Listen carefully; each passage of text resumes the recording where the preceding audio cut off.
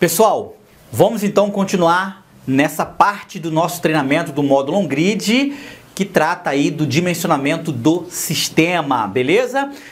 Hoje nós vamos aprender a dimensionar os componentes elétricos da String Box CC, ou seja, corrente contínua, aquela que fica entre o inversor e os painéis de tensão. E lá dentro, dentro dessa String Box, desse quadro de distribuição, ele vai ter um fusível, uma chave seccionadora que pode ser simplesmente um disjuntor ou uma própria chave corrente contínua, tá? E os DPS. Nós vamos aprender então aqui, vou fazer um desenho aqui para a gente interpretar isso. Nós vamos aprender então a dimensionar esses três componentes. A String Box, quando você monta, que você vai lá, compra um quadro, pode ser um quadro da Tigre, né? A Tigre tem um material que é o material recomendado pela norma da ABNT, tá? Creio que outros fabricantes também tenham, mas a Tigre talvez seja a que mais aceita, né? E uma caixa que caiba 8 disjuntores DIN, tá? Porque com essa caixa você vai ter espaço suficiente para colocar todos os disjuntores, o disjuntor, os fusíveis e o DPS. E que tenha, né, lógico que tenha um barramento para você fazer a ligação dos terras, como vocês vão ver nas próximas aulas aí. O que acontece? O dimensionamento disso, da String Box, tá? Ela está ligado diretamente ao dimensionamento dos painéis. No sistema fotovoltaico on-grid, os dimensionamentos dos painéis é que vão determinar aí a capacidade do seu sistema, beleza? Eu vou fazer aqui um desenho, nós vamos fazer então aí para os três, tá? Para os três. Então eu vou fazer aqui um desenho, vou explicar para vocês como fazer esse cálculo, beleza? Então vamos aqui para o nosso papel. Beleza então, pessoal, olha, eu vou fazer um desenho aqui para simbolizar os painéis. Então, eu vou usar lá no projeto, no campo real de trabalho, na casa do cliente, vai ser, de acordo com o dimensionamento, serão 6 painéis. Então, eu vou desenhar aqui 6 quadrados, ok? Que vão representar os 6 painéis. Vamos fazer aqui, bem de qualquer maneira mesmo, só para simbolizar. Legal? Para vocês entenderem aí com facilidade. 4, 5 e aqui o 6º painel. Legal? Eles vão ligar em série, assim, dessa forma. Nessa ponta de cá vai descer o meu negativo e nesse lado de cá vai descer o meu positivo, ok? Tá todo mundo conseguindo enxergar? Então eu tenho 6 painéis, são todos iguais. Cada painel tem 31 volts por 8 amperes que cada um gera no pico máximo. Quando você faz associação em série, mais, menos, mais, menos, mais, menos, mais, menos, mais, menos, mais e menos. Estão ligados em série, um depois do outro. O que acontece? Em série, você soma a tensão elétrica e permanece a amperagem. Então eu vou multiplicar 6 vezes 31 volts. 6 vezes 31 volts é igual a 186 volts. Ou seja, nessa extremidade aqui, né? Aqui é o cabo que vai lá para a String Box. Eu tenho 186 volts. O meu inversor é um inversor PHB, beleza? Que trabalha entre 120 volts a 400 volts. Então, 186 eu estou dentro da faixa de trabalho do inversor. Beleza. Mas aí a amperagem ela não soma, porque só soma em série, só soma a tensão. Em paralelo, soma-se então só a corrente. Mas nesse caso, eu vou ter 186 volts e vai chegar na String Box 8 ampere. Então nós teremos nisso aqui 8 ampere. Ok? Vamos botar aqui 8 primeiro ampere. Legal, gente? Eu vou agora mudar aqui. Então nós já sabemos que a nossa carga, a nossa corrente vai ser de 8 ampere. O disjuntor ou a chave seccionadora e o fusível, eles vão depender somente da corrente. O DPS vai depender da corrente e da tensão, tá? Então vamos lá, nós vamos dimensionar esses três componentes baseado na tensão e na corrente. Eu tenho quanto chegando na string box? 8 ampere. E quanto que eu tenho chegando? 186 volts. Então agora nós vamos fazer. Para os fusíveis, eu vou usar fusível.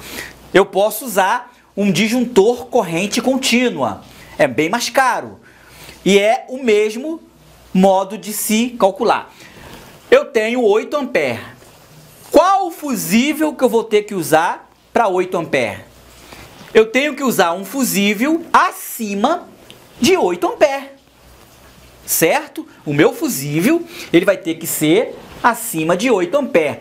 Mas, no entanto, eu não posso botar um fusível de 8 ampere, porque eu vou trabalhar na margem muito estreita, muito ajustada da corrente. Então eu tenho que dar folga. Da mesma forma que eu preciso dar folga no meu inversor de tensão, vocês viram aí no outro vídeo anterior, que o inversor de tensão a gente trabalha com uma margenzinha. Naturalmente o fabricante já dá a margem lá de potência.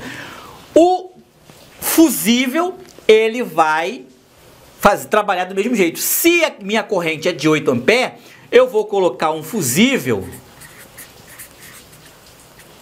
de quanto? Vou botar um fusível de 10. Se, por medida de precaução, eu vou ter o quê? 2 ampere de segurança. Porque se eu colocar um fusível de 8, quando a minha corrente ela chegar, né, nesses 8 ampere, meio-dia, o sol vai estar bem intenso, eu vou chegar nesses 8 ampere, esse fusível de 8 ampere vai correr risco de não suportar porque está no limite máximo. Então a gente coloca 2. Pode-se também colocar um de 12 e no máximo um de 15, tá? No máximo um de 15. Se você colocar um de 20, aí ele já não vai mais ter uma proteção muito eficiente. Por quê? Porque um de 15, um de 20, eu vou ter praticamente quase 150% a mais. Então, colocando um de 15, eu vou ter uma boa margem de segurança. E se acontecer de fechar curto lá no painel, é muito raro um painel fechar curto, mas tudo é possível acontecer. Pode acontecer de internamente ali nas células do painel, pode acontecer de fechar um curto lá. O que vai acontecer? Esse fusível de 10, 12 ou 15, ele automaticamente vai se romper, ele vai se abrir, tá? O filamento que tem dentro do fusível, aqui dentro tem um filamentozinho, né? Na saída e na entrada, esse filamento ele vai abrir, protegendo o circuito. Mas eu tenho que estar com uma margem de segurança. Se for de 8 ampere, você coloca um de 10 ou de 12, tá? O 12 seria ainda melhor. Legal? No máximo 15. No máximo 15. Tá? Por quê? Porque, na verdade, esse painel aqui não na verdade, você coloca 12, tá? Nós vamos colocar quase o dobro ali, já não é legal. Então, 10 ou 12. Se fosse um painel de 9 ampere, aí a gente poderia até colocar um de 15. Então, entenda bem, você tem que ter uma margem aí não muito colado na corrente do inverso que o painel vai gerar. 8, bota um de 10, um de 12. Eu tenho 20 ampere, eu vou botar um fusível de 25 ampere. Eu vou ter 5 ampere de segurança. Caso o meu sistema aproxime dos 20, eu não vou correr risco de abrir, porque senão você botar um fusível que seja exatamente a corrente do circuito, ele vai ficar toda hora correndo. Você vai ter que estar sempre trocando os fusíveis, porque ele vai sempre abrir, porque está chegando, está muito em cima e ele acaba abrindo, tá? Então, uma margem de segurança. E o disjuntor, eu não quero usar fusível, eu quero usar um disjuntor de corrente contínua. Eu vou botar um disjuntor de 8 amperes? Não. Você vai botar um disjuntor de 12 também, pô. Não sei se existe disjuntor de 12. De 13, talvez, um disjuntor de 14 amperes, um disjuntor de 11 também daria, um disjuntor de 11. Eu não sei se tem disjuntor corrente contínua de 11. Acredito que tenha um disjuntor de 10. O disjuntor de 10, beleza, tá? Disjuntor de 10. Agora não pode botar um disjuntor de 8 amperes, porque quando alcançar os 8 amperes, o disjuntor vai desarmar.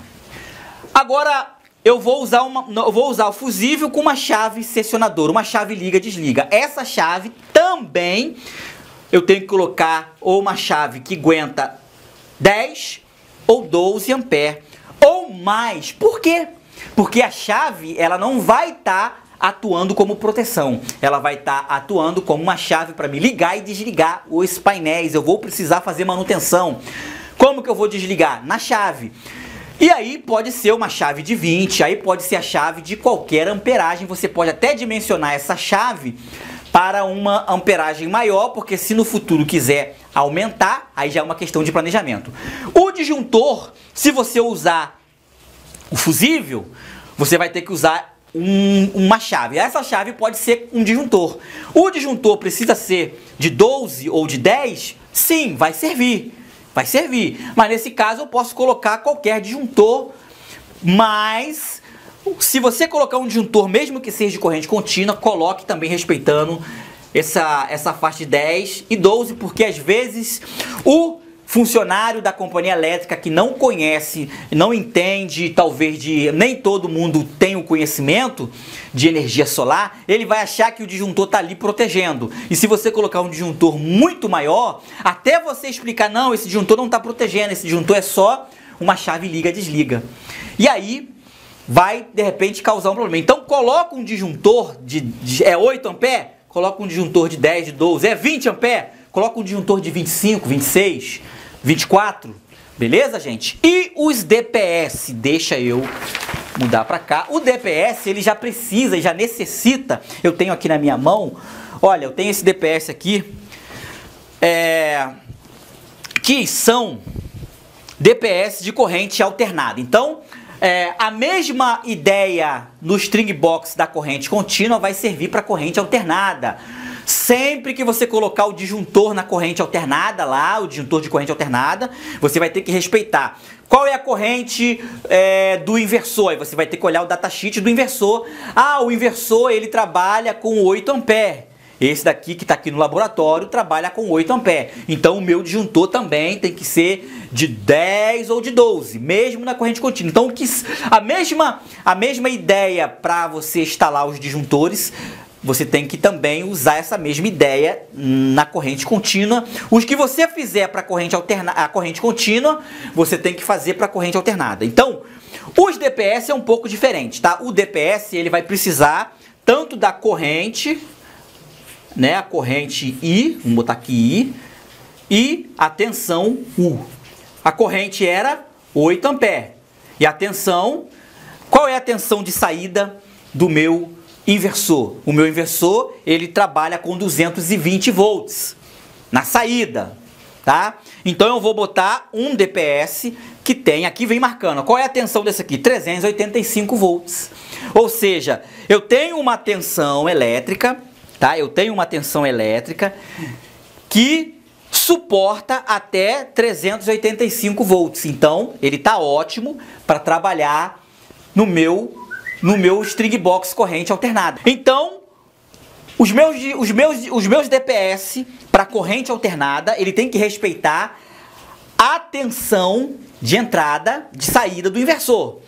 É 220 volts, então eu vou botar um DPS que tenha capacidade acima dos 220. Eu posso botar então esse aqui, 385. Poderia ser de 350? Poderia ser de 350. Tem que ser acima de 220. No Brasil é 257. Então você tem que ter um DPS acima de 300 volts para você trabalhar com uma margem longa da tensão, ok? E qual a amperagem que tem que trabalhar os DPS? Tanto em corrente contínua, tá? Esse aqui é para corrente alternada. Tanto em corrente contínua como corrente alternada, o ideal é você trabalhar com 40.000 amperes, tá? Vem tudo marcando aqui no DPS. Tanto no string box da corrente contínua como no string box da corrente alternada, você tem que estar trabalhando com um DPS com corrente máxima de 40.000 amperes, 4kA, vai vir escrito nele, legal? E o DPS na corrente contínua lá, aquele da corrente contínua que vem dos painéis, você vai ter que comprar DPS de corrente contínua. Então os DPS da corrente contínua, ele é diferente desse de corrente alternada. Parece, é da mesma marca, mas lá vem escrito assim, olha, 385 volts 385 VCA. O que é VCA? Voltagem corrente alternada. No DPS da corrente contínua vai vir assim, 600 VCC. O que significa VCC? Corrente contínua. Então, gente, olha, para a gente resumir, vamos lá. DPS, corrente contínua, VCC. Você vai olhar nele aqui e vai estar falando tensão máxima, tensão 600 VCC, ou seja, esse DPS suporta tensão de até 600 VCC. Aí você vai saber quantos volts gera lá, vamos voltar lá, quantos volts gera 186 volts nos painéis VCC. Se ele gera 186 volts no máximo, então eu posso botar um DPS de 400 VCC. Ah, mas no futuro eu pretendo aumentar meu sistema. Então coloca logo o DPS, esse que está aqui, de 600 VCC. E a corrente?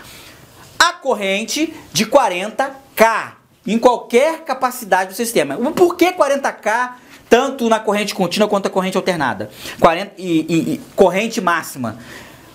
Porque se você tiver uma descarga aí de fenômenos da natureza aí, por exemplo, caiu um relâmpago, um raio aí perto da sua região, vai sofrer descarga aí.